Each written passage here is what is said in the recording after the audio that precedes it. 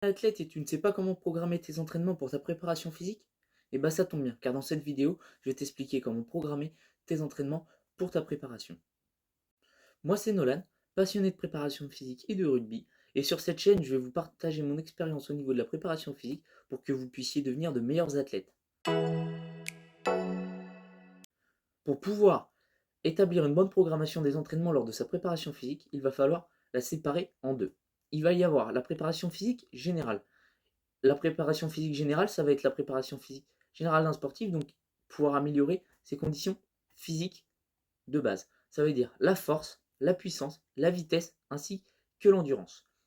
Et il va aussi y avoir la préparation physique spécifique, qui là va permettre d'améliorer les qualités spécifiques à un sport. Donc ça va être des exercices physiques orientés vers le sport que vous pratiquez. Pour la programmation des entraînements, il va y aussi y avoir quelque chose d'important. Il va falloir séparer l'année d'un sportif en deux étapes. Une qui va être la saison off, donc là c'est une saison où il n'y a pas de compétition, et une saison compétition où là il va y avoir des matchs, des concours à gagner et autres.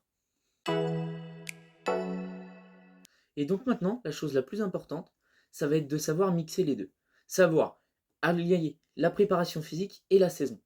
Donc, pour ma part, je vous conseille énormément, ça va être lors de la saison off, de faire que de la préparation générale pour pouvoir améliorer vos qualités physiques le plus rapidement possible. Pour la saison de compétition, et ben là, je vais vous demander de mixer les deux, car on ne peut pas faire de compétition si on ne fait pas de préparation physique. Lors de la saison de compétition, je ne vous demande pas d'arrêter totalement la préparation physique générale, parce que sinon ce que vous allez avoir fait en saison off, ça ne va servir strictement à rien. Donc, réduire la préparation physique générale et inclure un peu plus de préparation spécifique.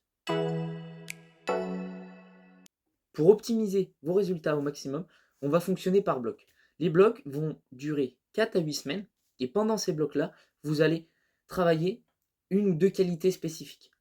Donc, pour la préparation générale, on va travailler essentiellement, par exemple, pendant 4 à 8 semaines, on va travailler la force et l'explosivité. Le programme, les programmes d'entraînement seront liés à la force et l'explosivité. Et après, à la fin de ce bloc, on refait un autre bloc de 4 à 8 semaines où là, on va pouvoir travailler d'autres qualités, comme la vitesse, hypertrophie. Et après, ainsi de suite. Et comme ça, on va travailler toutes les qualités sans forcément perdre les qualités qu'on a travaillées dans les blocs d'avant.